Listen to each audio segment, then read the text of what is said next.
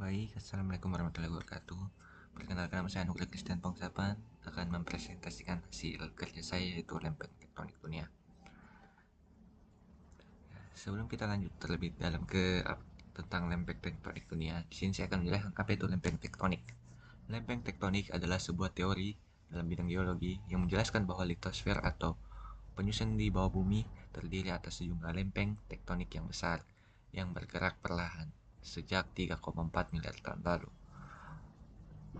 Model ini dibangun berdasarkan konsep pergeseran benua, di mana konsep ini dikembangkan selama dekade pertama abad ke-20, di mana lempeng tektonik bergerak sangat lambat dan hanya bergerak beberapa sentimeter per tahun.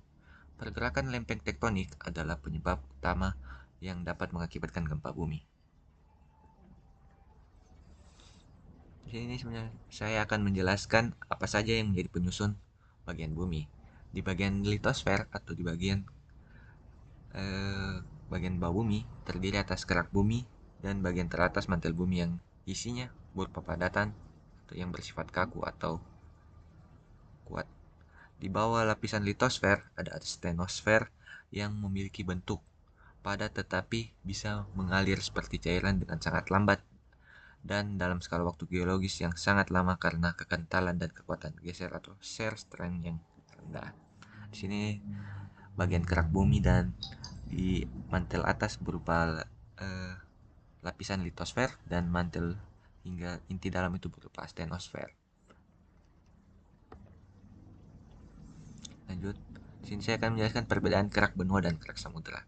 Kerak samudera itu dia berada pada di lautan seperti namanya kerak samudera, yaitu memiliki bentuk yang lebih padat daripada kerak benua karena adanya perbandingan jumlah elemen khususnya silika. Kemudian kerak benua adalah eh, lapisan bumi yang bergerak dan memiliki komposisi yang mengandung lebih banyak silika dan lebih banyak materi yang berat. Sehingga hal ini dapat disimpulkan bahwa kerak samudera lebih bersifat mafic dari ketimbang felsik. Oke, lanjut. Di sini saya akan menjelaskan pada zona subduksi pada bagian kerak samudera, yaitu oceanic crust yang akan bergerak mendekat ke arah kerak samudera dan menunjam masuk ke dalam yang dan hasilnya dapat membuat gunung api. Lanjut, apa saja batas lempeng pada bumi kita ini? Nah, di sini ada 3 jenis lempeng yang berbeda dari cara lempeng tersebut bergerak relatif terhadap satu sama lain. 3 jenis ini memiliki hubungan masing-masing dengan fenomena yang berada di permukaan bumi. 3 jenisnya itu yaitu batas transform atau transform plate boundaries, yaitu pergerakan lempeng secara pergeseran, yaitu saling berlawanan arah, saling bergerak beda arah. Kemudian batas divergen yaitu pergerakan lempeng yaitu saling menjauh satu sama lain pada bagian ini. Di sini oceanic crust-nya ada yang ke arah sini, ada yang ke arah sini, sehingga dia saling menjauh satu sama lain. Kemudian di sini ada batas konvergen di mana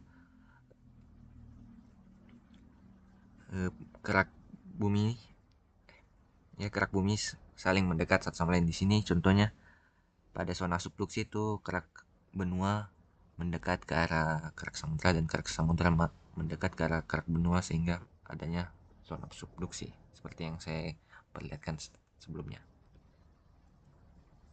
Kemudian di sini saya akan menjelaskan mekanisme pergerakan lempeng tektonik. Di sini ada 2 mekanisme pergerakan yaitu rate push dan slap pull. Rate push itu terjadi ketika lempeng samudera yang baru terbentuk di punggung tengah samudera mendorong lempeng yang lebih tua. Sedangkan slap pull adalah pergerakan di mana ketika lempeng yang lebih tua dan lebih berat tenggelam ke dalam mantel di zona subduksi.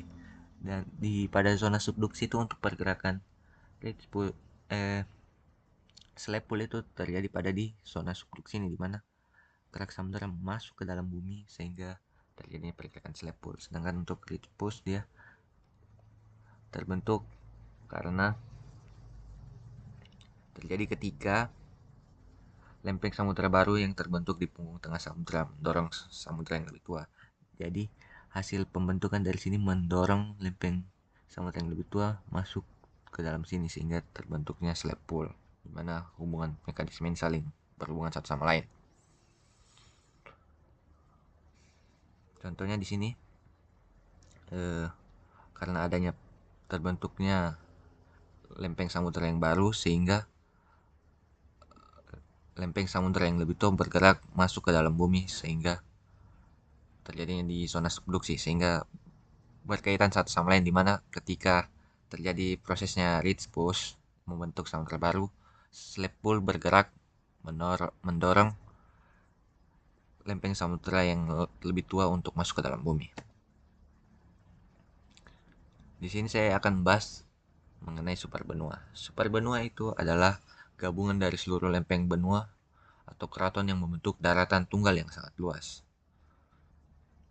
Adapun superbenua dapat terbentuk melalui siklus superbenua atau benua raksasa, di mana terjadi pengumpulan benua melalui tabrakan benua yang diakibatkan dari pergerakan lempeng tektonik di permukaan bumi dan penyebarannya selanjutnya terbelah-belah. Benua saling bertabrakan di sisi berlawanan dari planet ini setiap 500 juta tahun sekali. Jadi superbenua ini bisa terbentuk tiap 500 juta tahun sekali dikarenakan pergerakan lempeng tektonik yang hanya beberapa sentimeter tiap tahunnya. Kemudian di sini ada fase-fase pada superbenua yang awalnya cuma lautan, terbentuk superbenua Valbara, kemudian Ur, Tenorland, Columbia, Rodinia, Pannotia, Pangea, Laurasia, dan bumi kita yang saat ini kita lihat. Kemudian jika ada superbenua, maka ada juga siklus superlautan, di mana superlautan ini terbentuk karena adanya penutupan samudera-samudera di bumi untuk menyatu membentuk superlautan. Terbentuknya superlautan tergantung pada pergerakan kerak benua yang menjadi pendamping kerak samudera. Pergerakan kerak benua berpengaruh pada siklus superlautan. Pasalnya, samudera terbentuk jika samudera lainnya menutup. Karena dilintasi sebuah kerak benua, samudera bisa menutup dengan dilintasinya benua itu oleh kerak benua. Siklus ini artinya memiliki ketergantungan dengan siklus superbenua. Adapun siklus superbenua dapat kita lihat di sini karena adanya dua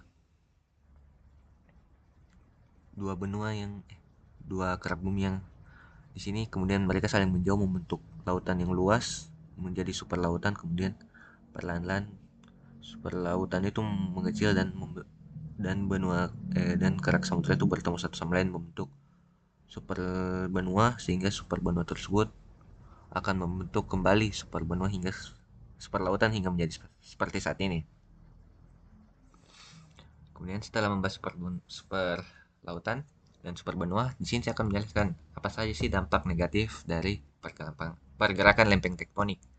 Yang pertama itu gempa bumi yang sering kita rasakan setiap kali kita ada gempa. Nah, itu merupakan hasil dari pergerakan lempeng tektonik. Dan di sini juga ada tsunami, di mana hasil dari lempeng tektonik yang membuat guncangan gempa bumi membuat tanah di sekitaran lautan itu longsor, sehingga menyebabkan adanya tsunami di daratan. Kemudian ada longsor yang terjadi karena gempa bumi juga. Kemudian ada dampak negatif, ada pula dampak positif dari pergerakan lempeng tektonik. Dampak positifnya yaitu mendorong mineral yang memiliki nilai ekonomis naik ke permukaan bumi. Tekanan dan suhu yang tinggi akibat pergerakan lempeng tektonik juga dapat memunculkan mineral-mineral penting seperti berlian, emas, dan lain-lain. Adanya aktivitas tektonik juga menyebabkan permukaan bumi yang kita lihat sekarang ini memiliki keindahannya sendiri, seperti pegunungan, danau, sungai, palungan, maupun dataran rendah yang kita tinggali saat ini. Ya, mungkin itu saja presentasi dari saya. Apabila ada kekurangan atau salah kata, mohon maaf. Assalamualaikum warahmatullahi wabarakatuh.